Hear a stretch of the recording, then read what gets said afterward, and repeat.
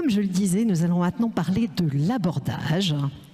l'abordage et des sinistres liés à l'abordage. Alors, je vais tout de suite vous mettre dans l'ambiance, si ça marche. Je vais essayer de vous mettre dans l'ambiance.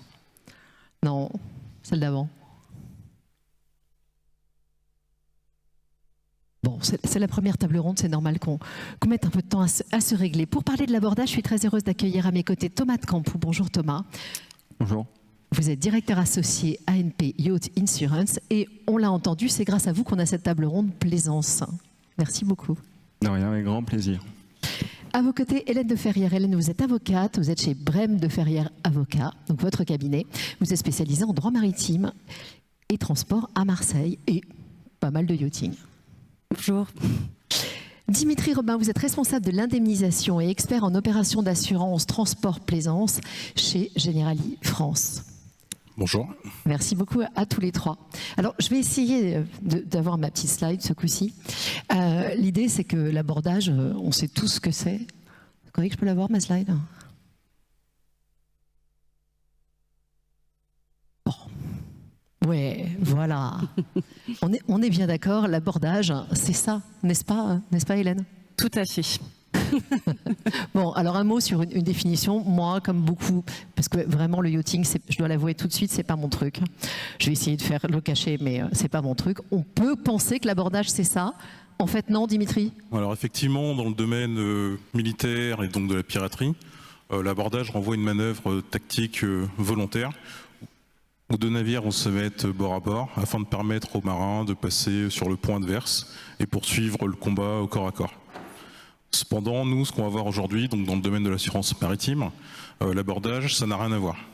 On parle vraiment là d'un accident, donc un acte involontaire. Bon, c'est quand deux bateaux se rentrent dedans, quand même, faut être clair. En vrai. Tout à fait. Mais il faut savoir que pour l'assurance, par exemple, pour l'assureur Plaisance, l'abordage est la cause numéro 1 des sinistres, c'est-à-dire qu'on a 38% des déclarations de sinistres qui concernent des abordages. Donc ce chiffre est à relativiser car on a, lorsqu'on est en présence d'un équipage professionnel, le chiffre va diminuer. Hélène, je me tourne vers la juriste. Concrètement, l'abordage, comment ça se définit juridiquement ? Alors en droit français, il n'y a pas de définition légale de l'abordage, mais traditionnellement, c'est défini comme le choc des bords des navires, donc vraiment un heurt entre navires ou une collision, comme on peut le dire en anglais. Ça va s'étendre en droit français à d'autres types d'engins flottants, pas uniquement les navires stricto sensu, mais également les bateaux par exemple. Et ça va également s'étendre à des abordages sans heurt. Lorsque l'action d'un navire peut provoquer un dommage à un autre navire de façon indirecte, par exemple par les remous. Avec un effet de chaîne, les remous, n'importe quoi. Où il y a une tonne de situations possibles, effectivement. Et pourquoi c'est compliqué après ? C'est pas compliqué. Ce qui peut être difficile, c'est de qualifier cet événement d'abordage. Quand on parle d'abordage appliqué à la plaisance, on va se retrouver confronté à une variété de situations aussi, parce que la plaisance, ça peut être un petit obicat ou ça peut être un navire d'une centaine de mètres avec des équipages professionnels à utilisation commerciale. Donc on a vraiment tout type de situation.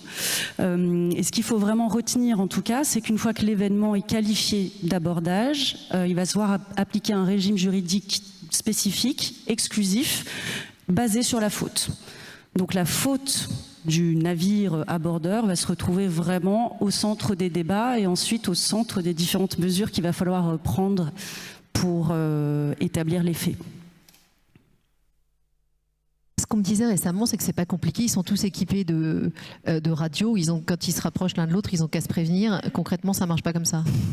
Ça peut, hein, ça devrait. Mais effectivement, il y a pas mal de cas dans lesquels ça ne fonctionne pas bien. Dimitri, peut-être un complément sur ces moments de faute ? Alors effectivement, pour la faute, nous, en tant qu'assureur, on va s'y intéresser. Il faut savoir son intérêt, notamment dans le cadre du recours. Alors, il convient de rappeler que l'assurance plaisance est facultative. Donc, si tous les contrats en assurance maritime couvrent l'abordage, malheureusement, tous les bateaux ne sont pas assurés. À nuancer, car on va avoir des ports où on va exiger à minima une couverture RC, donc permettant de couvrir les dommages causés aux tiers. Et donc, nous, on va intervenir en fonction des garanties. Alors, il convient de distinguer 3 situations par rapport aux responsabilités. La première, c'est lorsqu'un navire est responsable donc à 100%, donc on a un abordage qui est causé par la faute d'un seul des navires. C'est le cas où en fait ce navire va prendre en charge 100% des dégâts. Je vous prends un exemple, vous êtes amarré à quai tranquillement, vous avez un tiers qui fait une faute de manœuvre, il vous endommage et donc ça veut dire qu'il va devoir vous payer 100% de vos dégâts. Par exemple, si dans cet exemple-là on avait un petit navire qui lui n'est pas assuré, qui vient se rapproche d'un navire de grande plaisance par curiosité pour voir ce qu'il en est, s'il lui cause une rayure, il a tout intérêt à être assuré. Autre situation, on va avoir l'abordage sans faute. Donc dans le cas d'un abordage fortuit ou dû à un événement de force majeure ou douteux, là, personne n'est responsable. Un cas concret, vous avez des navires qui sont à quai, les amarres sont tendues, les pare-battages sont mis, vous avez des navires qui vont se heurter à cause de la houle. Dans ce cas-là, les dommages, chaque navire va conserver ses dommages à sa charge. Et donc là, en l'absence d'assurance dommages, sans jeu de mots, il n'y aura pas indemnisation. Et le dernier cas, c'est la faute commune des navires. Donc c'est le cas le plus courant en fait, c'est-à-dire que vous avez des navires qui sont en navigation, qui vont se croiser. Vous avez un navire qui est prioritaire, certes, et l'autre navire ne l'aura pas vu, donc il a un défaut de veille, il n'aura pas fait de manœuvre pour tenter de l'éviter. Et dans ce cas-là, il va y avoir un partage de responsabilité. Si dans mon exemple, on estime que le défaut de veille, ça prend 20% du dommage, il faut savoir que le navire qui a été abordé va quand même devoir payer 20% des dommages du navire abordeur. Thomas, en complément sur les causes d'abordage et comment ça se passe? Alors tout d'abord, il faut rappeler que la plaisance, c'est des bateaux de 5 mètres à plus de 100 mètres. Donc il est vrai que les collisions sont moins fréquentes lorsqu'il y a des marins professionnels à bord, parce qu'ils ont plus d'expérience et lors des manœuvres au port surtout, il est plus facile pour eux de s'amarrer correctement. Deuxième élément, il y a plus de collisions dans les ports qu'en mer en navigation. Pourquoi? Parce que dans les ports, il y a plus de trafic et les manœuvres donc du coup sont plus compliquées. Il y a moins de place qu'en navigation. Peut-être une explication justement sur cette photo d'entrée dans le port. C'est vrai que là, en effet, alors c'est un sinistre de Dimitri, sauf erreur. Et donc là, c'est vrai que la manœuvre est plus compliquée parce que, sauf erreur de ma part, parce qu'on a pas mal bossé sur le sujet, la personne, on lui avait changé sa place, c'est ça? Tout à fait. En fait, c'est une photo où on a un plaisancier, on lui a changé sa place de port. Et en vrai, il a une place qui était plus adaptée. Une place qui était plus adaptée à un navire à moteur. Et en fait, comme il avait un voilier, c'était beaucoup plus compliqué de prendre cet emplacement-là. Donc on peut avoir des abordages qui sont dus à des erreurs de manœuvre, ou aussi un défaut de maîtrise du navire en fait. Et donc du coup, en complément sur les causes, la première c'est on peut avoir des défauts visuels et également un défaut de veille auditive. On voit souvent que les bateaux écoutent de la musique. Et donc c'est vrai que lorsqu'on écoute de la musique, on est concentré plutôt à danser, plutôt que de regarder ce qui se passe autour de soi. Après, une des deuxièmes causes, c'est une vitesse excessive par rapport à la mer, par rapport au trafic qu'il y a autour de vous. Après, il y a également beaucoup de défauts de technique. Au niveau des moteurs, il y a de plus en plus de technologies dans la plaisance et dans la grande plaisance. Et on a eu le cas l'année dernière où un bateau a eu un blackout total sur un navire de 40 mètres qui était tout neuf. Et donc du coup, c'était un défaut technique. Et donc la collision, on n'a pas pu l'éviter. Est-ce qu'il n'y a pas aussi un côté grand public? Si je m'explique, quand j'étais jeune, il y a très longtemps, les gens qui partaient en mer pour faire de la plaisance, il y avait quand même un côté vieux loup de mer. On s'y connaissait vachement bien, ils avaient été emmenés par leurs parents, ils avaient passé tout leur week-end. Et maintenant, la moitié de mes copains partent tranquillement avec leurs jolis petits bateaux. Alors ça, moi, pour avoir eu le cas, c'est vrai qu'aujourd'hui, le permis côtier, c'est très facile de l'avoir. Et le hauturier également. Donc c'est vrai qu'on a une clientèle qui est quand même moins sérieuse et moins qualifiée. Même si sur un voilier, le permis n'est pas obligatoire. Donc là, n'importe qui peut acheter un voilier et partir en navigation. Hélène, je vous voyais confirmer. Oui, En oui, plus, c'est sûr. vous passez vos week-ends sur la mer? Pas tout à fait, mais oui, on a le marin du dimanche et on a le capitaine professionnel. D'un navire à l'autre, c'est très différent. Et un autre point, peut-être, vous disiez que la plaisance, ça commence à 5 mètres, mais enfin, Hélène, vous avez cité que sur les collisions, enfin sur les abordages, il y a beaucoup de tout petits bateaux. Enfin, un kayak peut rentrer dans un... Et là, ça se gère comment? Il pourrait y avoir débat effectivement sur la qualité de navire ou d'engin flottant de l'engin. Si on retombe sur le régime de l'abordage, effectivement, il peut y avoir une disparité énorme entre le petit navire qui va rentrer dans un très grand navire, avec parfois pas d'assurance et un décalage important. Dimitri, peut-être je vous ai passé la zapette, je ne sais pas comment ça s'appelle. Si vous nous faites quelques commentaires peut-être sur les photos qui viennent de vous, on peut reculer aussi, hein, je les ai passées vite tout à l'heure pour qu'on se rende compte de ce que ça représente. Hein. Alors en fait, sur cette photo, on a un navire qui est en parfait état, navire de 50 mètres, 15 millions d'euros. On voit qu'un abordage, en fait, ça peut causer d'énormes dégâts. Donc sur ce navire-là, par exemple, on a un sinistre qui était aux environs de 2 millions d'euros. Concrètement, il est rentré dans quoi pour en arriver là? Comment? Il est rentré dans quoi pour en arriver là? Il est rentré dans un autre navire. C'est-à-dire qui n'était pas tout petit non plus, c'est pas un kayak là. Alors si vous avez des navires de taille équivalente, au moins l'avantage entre guillemets c'est que vous avez moins de chances d'avoir du corporel.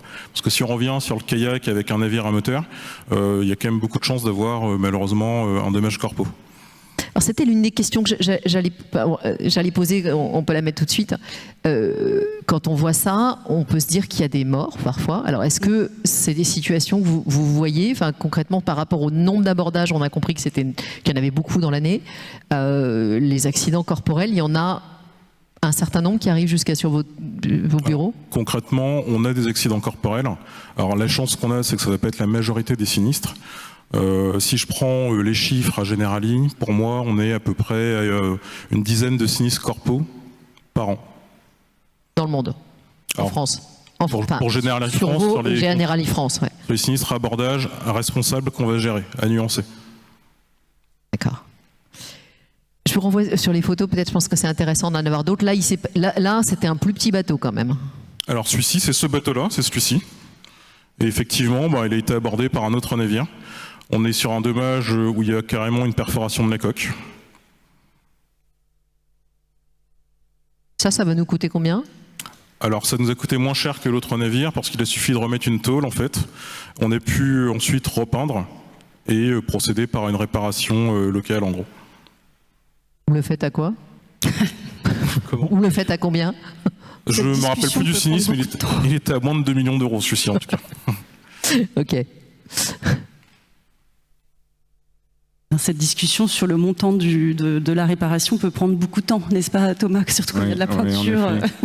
On en parlera après, mais c'est vrai que sur la couleur des peintures. Alors là, ça a l'air tout gentil, il y a des bouées, mais en fait non. Alors ça, c'est l'exemple de l'abordage fortuit, avec 2 navires qui sont à quai. Aucune faute des navires. Pourquoi? Parce que l'amarrage, en fait, il n'y a pas de faute dans l'amarrage. Donc à partir du moment où il n'y a pas de faute, chacun conserve ses dommages à sa charge. Ok. Donc ce n'est pas parce qu'on a un dommage qu'il y aura forcément une réparation, sauf si vous avez un assureur dommage. Ici, on est sur un navire où il y a eu un impact beaucoup plus petit. Quand j'ai ça sur ma voiture, je dis rien, moi. Alors malheureusement, en plaisance, il y a un certain standing. Et certains navires, en fait, on peut passer d'un petit impact à plusieurs dizaines de milliers d'euros. Oui, d'accord. Et celle-ci, je la garde pour après, ou sauf si... Oui, on reviendra dessus, en effet. Alors peut-être, très concrètement, quand il y a un abordage, comment ça se passe? On est dans une situation de crise. Qu'est-ce qu'on doit faire? Qu'est-ce qui se passe? Qui se lance? Thomas? Oui. Du coup, il faut rappeler une chose importante, c'est qu'en France, l'assurance d'un bateau n'est pas obligatoire. Comme c'est le cas en Italie, en Grèce ou en Espagne, c'est une obligation. Donc, parfois, on a des tiers identifiés, mais qui n'ont pas d'assurance. Ah, c'est le moment de le dire à Eric Banel, hein. J'ai bien noté. C'est ce que je me suis dit tout à l'heure quand il faisait son discours. Donc, c'est pas obligatoire, même si les ports aujourd'hui demandent au minimum une responsabilité civile pour avoir une place. Après, il faut savoir qu'on est dans... La première chose à gérer, c'est les clients. On est face à une clientèle très exigeante, qui en demande beaucoup, qui veulent vite réparer pour vite repartir. Parce que c'est souvent des gens en vacances, et donc du coup, le temps est précieux. Et vu qu'on est dans l'ultra-luxe, ils attendent de notre part un service rapide et irréprochable. Donc c'est pas toujours facile, surtout lorsque, dans tous les cas, il y a 2 personnes, donc 2 assureurs, et il faut préserver les recours et faire les démarches en temps et en heure. Après, une chose également qui est difficile à gérer, c'est lorsque le bateau est en charter, surtout sur les gros yachts. Parce qu'il y a des guests à bord qui ont payé un certain prix, on va dire que ça va de 100 000 € à plusieurs millions d'euros la semaine, et lorsque vous êtes bloqué au port, c'est pas facile à gérer. Et surtout sur la grande plaisance, il faut savoir que les bateaux sont classés, et en cas de collision, on est obligé de prévenir la classe. Et le surveilleur de classe peut retirer le certificat de classe, et donc le bateau est bloqué. Parce que plus de certificat de classe, plus d'assurance. Concrètement, la classe, c'est une autorisation à naviguer? Sur certains bateaux, oui, le bateau est classé, donc du coup, il y a des exigences au niveau sécurité réglementaire. Donc c'est vrai que c'est important que le bateau soit classé, surtout en grande plaisance. C'est un gage de sécurité pour nous, les assureurs, quand on voit un dossier arriver, si le bateau est classé ou pas. D'ailleurs, il y a de moins en moins d'assureurs qui prennent les bateaux non classés. Concrètement, on vous appelle combien de temps après le sinistre? On vous appelle le lendemain matin, on vous appelle au milieu de la nuit, comment ça se passe? Alors, nous, on dit qu'on est toujours dispo 24/24, 7/7, mais bon, on nous appelle tous les jours. C'est généralement 1 heure après la surveillance de sinistre, parce que la première chose à faire, c'est vrai que c'est de sécuriser le bateau pour éviter l'aggravation des dommages. Donc c'est vrai que la première chose qu'ils font, généralement, c'est qu'ils nous appellent. Hélène, comment est-ce que vous voyez cette crise, vous ? Selon le type d'événement, il va falloir réfléchir un peu à la stratégie. Disons que si la personne qui vous appelle est concernée par une réclamation éventuelle, là, il va falloir vraiment réfléchir aux preuves, constituer un dossier technique, donc peut-être avec une expertise amiable ou une expertise judiciaire, réunir le maximum d'éléments, les rapports de mer, tout ce qui peut être utilisé pour déterminer les faits et éventuellement les fautes. Si on est sur une structure de navire, yachting, des sociétés étrangères, il va peut-être aussi falloir réfléchir à une saisie conservatoire ou des mesures qui vont permettre de garantir, disons, les réclamations à venir. Si on est côté navire à bordeur, présumé, là il va falloir aussi peut-être réfléchir à la limitation de responsabilité qui peut être évoquée par le navire, voire la constitution d'un fonds de limitation, notamment si on a des dommages multiples, des dommages corporels ou plusieurs types de créanciers potentiels. Dimitri, qu'est-ce que vous conseillez concrètement à vos clients qui sont confrontés à un abordage ? Alors, comme l'ont dit Thomas et Hélène, la première chose à faire pour le client, c'est déjà de prendre toutes les mesures conservatoires pour sécuriser son navire. Je prends l'exemple d'un navire qui a été éperonné, s'il y a un trou dans la coque, s'il doit le sortir, qu'il n'attende pas la décision de l'assureur pour sortir le navire. Ensuite, comme Hélène l'a dit, vous avez besoin d'un rapport de mer, c'est-à-dire qu'une fois que le bateau est sécurisé, vous devez cette fois-ci préparer votre dossier pour l'assurance, parce qu'il faut savoir que l'assureur aura un recours, donc il faut préserver votre recours. Donc pour préparer votre dossier d'assurance, un rapport de mer détaillé. Pourquoi ? Parce que sur le coup, vous allez être un peu choqué, tout ne va pas forcément vous revenir. Par contre, ça va revenir par la suite. Donc vous remettez par écrit tout ce qui revient, de manière à détailler notamment les conditions météorologiques, conditions de vent, la houle, si vous aviez le soleil en face, la position des navires, vraiment tout ce qui pourrait être utile pour étudier concrètement le dossier. Ensuite, si vous avez eu le temps de faire un constat amiable, c'est comme en auto, ça simplifiera le recours, c'est-à-dire que vous avez les deux parties qui complètent le constat, qui le signent. Alors ça, c'est très important de le signer, parce que parfois on a des constats qui ne sont pas signés, ça n'a pas de valeur. C'est contradictoire, ça facilitera le recours. Et enfin, la prise de photos. Pourquoi ? Parce que ça va figer les dommages liés à l'abordage. Pourquoi ? Parce qu'un navire, par définition, ça va continuer à naviguer. Si vous avez des rayures qui arrivent, ça sera difficile de prouver que ces rayures sont liées à cet événement-là et pas à un autre. Donc les photos sont utiles. Très concrètement, le retour à un expert, c'est courant, ça se passe comment et qui décide d'envoyer un expert sur constater les dégâts, j'imagine ? Alors c'est la compagnie d'assurance qui va désigner l'expert. C'est-à-dire que généralement, le courtier va nous envoyer la déclaration de sinistre. Une fois qu'on voit que les montants sont quand même importants, on va dire par exemple 5 000 €, on sait qu'on va mandater un expert. L'expert, on va le désigner. Ce qui est important, c'est que ce soit un expert maritime. Pourquoi ? Parce que contrairement à un expert généraliste, il faut vraiment avoir un connaisseur. Ça sera lui qui sera à même de chiffrer les dommages, voir les fournitures qui sont justifiées, pas justifiées, les coûts de main d'œuvre, voir si par exemple on va vous dire il faut 10 heures pour faire telle prestation, si c'est le cas ou pas le cas. Et c'est vraiment l'expert qui sera de nos yeux sur le terrain pour vraiment vérifier tous ces points-là. Ensuite, si on a des dommages spécifiques, je prends l'exemple de la peinture, on va envoyer un sapiteur peinture qui va assister l'expert. Pourquoi ? Parce qu'en fait, lorsqu'on a des dommages sur une peinture, la question pour l'assureur, c'est qu'est-ce qu'on va indemniser ? Est-ce qu'on paye uniquement une réparation locale ? Est-ce qu'on va payer une demi-coque d'un navire ? Ou est-ce qu'on va devoir payer toute la coque ? Ça, le sapiteur peinture pourra nous l'indiquer. C'est vous qui demandez souvent le recours à une expertise, mais vous nous avez expliqué que vous étiez hyper pressé. Alors concrètement, comment on fait ? Alors moi, ça m'arrive, je me fais retirer les oreilles par les compagnies, mais de mandater les experts avant les compagnies. Dans l'urgence, on a nos habitudes, vu qu'on fait que de la plaisance et de la grande plaisance, on sait avec quel expert travaille telle compagnie. Donc c'est vrai que ça nous arrive, pour gagner du temps, de mandater, nous, les experts, même si on prévient tout de suite la compagnie qu'on a mandaté tel expert. Mais dans l'urgence, parfois, on gagne du temps, et le temps, c'est l'argent, c'est ce que je dis toujours. Au niveau des dommages, c'est vrai que en cas de collision, nous, en tant que courtier, la gestion du client sur la partie peinture, c'est un vrai casse-tête. C'est un vrai casse-tête parce que... Pourquoi ? Parce que les clients sont très exigeants et souvent on voit depuis certaines années que les couleurs des coques sont de plus en plus diverses. On voit du bleu, du turquoise, du rouge et c'est vrai qu'en cas de sinistre, on a une simple rayure, on a un impact et donc c'est vrai que les clients, la première chose, même si c'est une petite rayure, ils veulent une coque complète.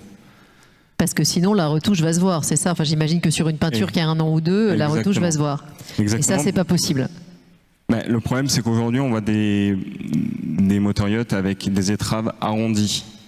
Donc, il n'y a pas d'arête à l'avant. Donc, c'est vrai que si on fait une demi-coque, il y aura automatiquement une démarcation.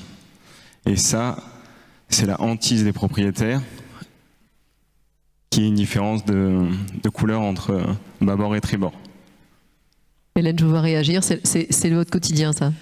Non, mais c'est le haut de gamme, c'est le yachting haut de gamme, effectivement, avec un standard de luxe très élevé et des préoccupations qui peuvent paraître un peu mineures, mais qui en réalité le sont pas, constituent le cœur des dossiers souvent, et des réclamations qui sont importantes, parce qu'on peut parler de centaines de milliers d'euros, ou même de millions, pour repeindre une coque complètement. Si on part d'un yacht de 100 mètres, ça va être une réclamation très importante. Et surtout qu'il faut avoir l'accord de l'expert adverse qui a été mandaté de faire une coque complète, parce que dans le cadre du recours, c'est très important que tous les parties soient d'accord. Alors on arrive justement à cette négociation post-événement. Vous l'avez évoqué rapidement, Thomas, si on revient dessus, concrètement, comment est-ce que ça se négocie ? Donc on est combien de temps après l'événement ? Et en gros, qui va faire le chèque de combien ? C'est ça le débat. Alors ce qu'il faut savoir, c'est que souvent tout se fait après la saison. Alors c'est vrai qu'il y a les doubles saisons. Il y a la saison en hiver aux Caraïbes et l'été en Méditerranée. Donc généralement, si ce sont des dommages superficiels, le bateau continue à naviguer et on fait le point après la saison. Même si l'expertise entre les deux experts a été faite 2 ou 3 jours après l'événement. Donc après, on rentre dans la négociation avec la compagnie et la compagnie adverse parce que très souvent, en plus des dommages, on va inclure la perte d'exploitation lorsque le navire est en charter. Très souvent, on est obligé d'annuler certains charters et comme je l'ai dit tout à l'heure, les montants sont très importants. Donc c'est vrai qu'on inclut dans le cadre du recours la perte d'exploitation. C'est là où les avocats rentrent en jeu parce que très souvent la compagnie adverse ne veut pas régler et on rentre dans des mois de procédure. Alors qui commence entre l'assureur et l'avocat ? Tu veux pas Comment régler, ça se passe, Dimitri ? Vous voulez pas régler ? Alors moi j'ai mis justement une photo où on voit qu'on a un navire en fait où il y a quelques rayures, donc parfois on a des rayures de quelques centimètres. Ce dossier était intéressant parce qu'on avait une réclamation pour une demi-coque totale. Donc ça veut dire qu'en gros on nous demandait de payer l'intégralité de la demi-coque. En gros c'est vous prenez toute la coque, la moitié vous faites que la moitié de la coque et on demandait 100% de cette moitié. Et donc l'expert qu'on a envoyé a pu analyser les différents impacts. Il s'est rendu compte qu'il y avait des impacts qui n'avaient absolument rien à voir avec le sinistre. Et donc ça a permis de prendre 2/3, parce qu'il a fait 3 zones, donc 2/3 de la réclamation. Donc au niveau de la réclamation, si vous avez un assureur dommage, généralement l'assureur dommage prend en charge assez rapidement. Ensuite, dans le cadre du recours, là ça va être le temps du recours. Par contre, si vous n'avez pas d'assurance dommage, vous n'aurez que l'assureur RC qui interviendra pour vous. Quand on a un aussi beau yacht, maintenant j'ai compris, il faut prendre une assurance. Il est préférable, oui, toujours. Pour mon kayak, ça se discute. Discute, oui. Peut-être, je suis sûre qu'il n'y a que des grands loups de mer dans cette assemblée, mais imaginons qu'il y ait quelques navigateurs du dimanche, si vous leur donniez un conseil très, très concret pour leur prochain week-end. Être professionnel et prendre le temps surtout. Lors des manœuvres, en navigation, il faut prendre le temps et pas se précipiter. Oui, respecter les obligations de veille et du RIPAM, éviter les collisions. Alors effectivement, ce sera sur la vigilance. Pourquoi ? Parce qu'on rend compte que dans la majorité des abordages, en fait, ils peuvent toujours être évités. Donc c'est pas une fatalité. En fait, il faut vraiment prendre le temps, observer. Je peux prendre le dernier exemple avec le tout récent décret du 2 juin 2026 par rapport aux bateaux à moteur, ce qu'on disait tout à l'heure. C'est-à-dire que quand vous avez des conducteurs du dimanche entre guillemets, on compare souvent les bateaux à moteur aux voiliers. C'est-à-dire que les voiliers sont censés être plus on va dire des connaisseurs de la mer, contrairement aux bateaux à moteur où ça va être plus vraiment le plaisir et vous allez sortir et vous faites moins attention. Et je prends l'exemple avec l'alcool. L'alcool, dans le domaine de la plaisance, il n'y a pas de seuil légal. Alors ça ne veut pas dire qu'il n'y a pas de conséquences. Et notamment, les assureurs rédigeaient déjà des exclusions en prenant un taux de 0,5 g par litre d'air expiré, comme en auto en fait. Et là, on a un décret tout récent qui est arrivé, qui vient mettre une contravention pour la conduite des navires à moteur de plaisance en état d'ivresse manifeste. Ça veut dire que là, la gendarmerie, même sans avoir un seuil de 0,5, peut mettre une amende, peut ensuite confisquer le navire et vous suspendre le permis de conduire. Donc vraiment, vigilance. J'avais raté le décret, ça touche un peu, il n'y a que l'alcool ou il y a d'autres substances qui sont concernées ? Alors, sur les exclusions, sur le décret ? Sur les amendes et la façon dont on peut vous... Alors là, moi, le décret que j'ai vu, c'est uniquement sur l'alcool. C'est-à-dire qu'effectivement, parce que la plaisance, il y avait des plaisanciers qui consommaient de l'alcool, il y avait moins de vérifications qui étaient faites, et on n'avait pas ce seuil légal pour la plaisance. Donc ça permet de rattraper et de corriger, de permettre aux gendarmes d'intervenir. Mais en réalité, il y a des contrôles ? Vous avez beaucoup de contrôles de gendarmerie dans le sud. Et justement, si le décret est venu avant l'été, c'est pouvoir agir pendant la saison qui arrive. Hélène, je vous voyais complet. Oui, la gendarmerie maritime contrôle notamment les plaisanciers qui sont amarrés et qui prennent l'apéro sur leur bateau, oui. On a un peu de temps. Est-ce qu'il y a des questions peut-être pour les grands navigateurs du week-end que vous êtes ? On a plusieurs micros qui peuvent passer. Non, en fait, ils sont... Oui, monsieur, là, il y a une question, si vous voulez bien, au 5e rang sur la gauche. Non, il n'y a pas de micro à gauche, il faut que monsieur à droite, vous bougiez, pardon. Tout là-bas, 5e rang. Levez-vous, comme ça on vous verra bien, voilà.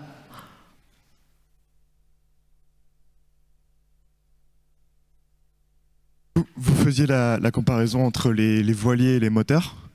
Vous pouvez nous dire très rapidement, dans les grandes lignes, après un sinistre, qu'est-ce qui va se passer si on est en voilier ou si on est en moteur? Parce que c'est vrai que la différence n'est pas forcément évidente pour nous.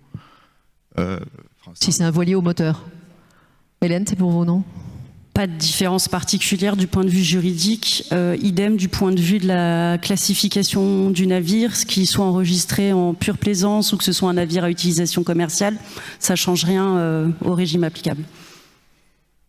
La seule différence, peut-être au niveau de l'assurance, ce sera sur l'étude des responsabilités.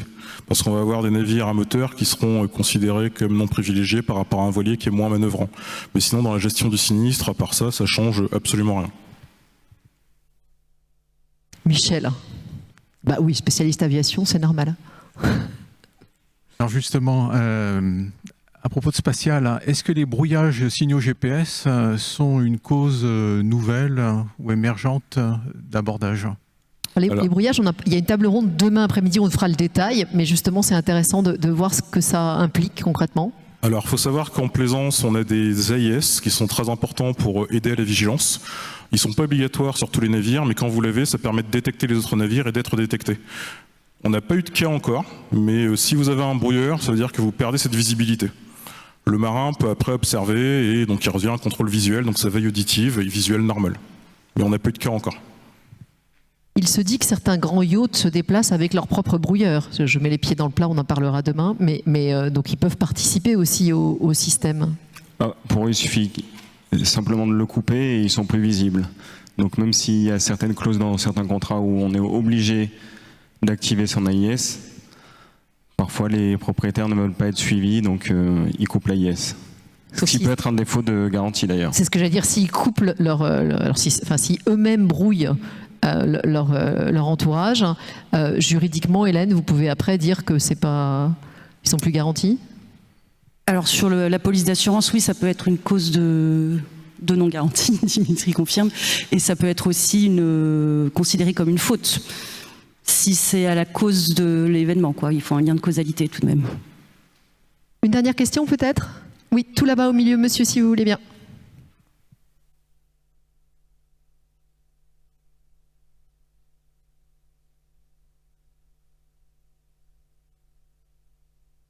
Bonjour. Bonjour. Ça marche. Voilà. Capitaine Vdali, Maroc, expert et commissaire d'avarie.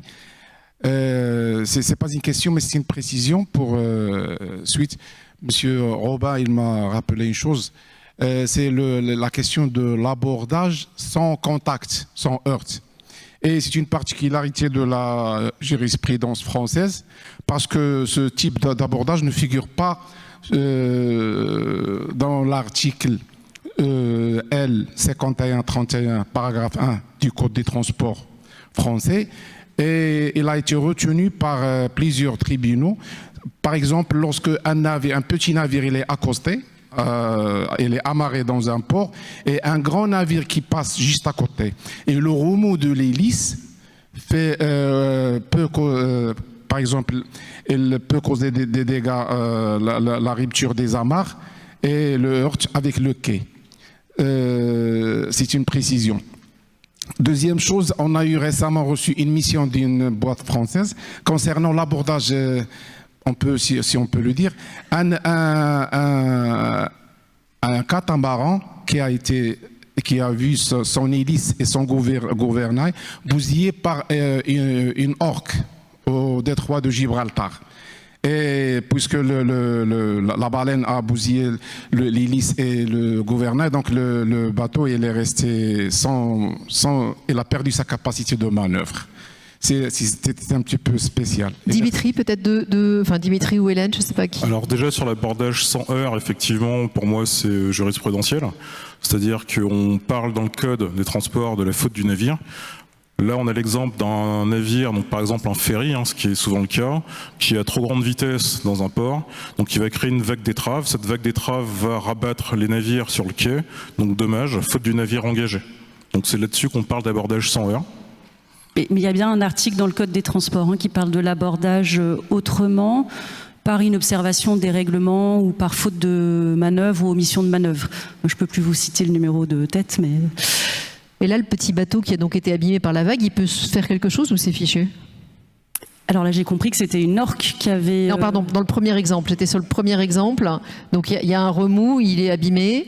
Dans le premier exemple, en fait, si on arrive à prouver que le ferry, enfin le gros bateau, était en allure excessive et que c'est lui qui a causé cette vague d'étrave, parce que tout va être un problème probatoire, c'est-à-dire qu'il va falloir prouver que c'est ce navire qui a causé cette vague qui a endommagé ce navire.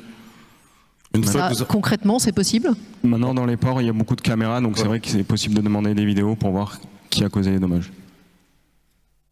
Et sur le cas de l'orque, ça on est d'accord? Il me semble que l'orque peut difficilement être qualifié de navire ou même d'engin flottant. Ça se discute, mais non, là ce ne sera pas un cas d'abordage. Il n'y a pas de heurt entre navires. Oui, ça on le traite comme une avarie et comme si le propriétaire était responsable. Donc c'est le cas des orques, des baleines et des conteneurs. On va peut-être conclure, même si on est un peu en avance. Alors si je vous demande à chacun le mot-clé qu'on doit retenir pour être prêt à l'abordage.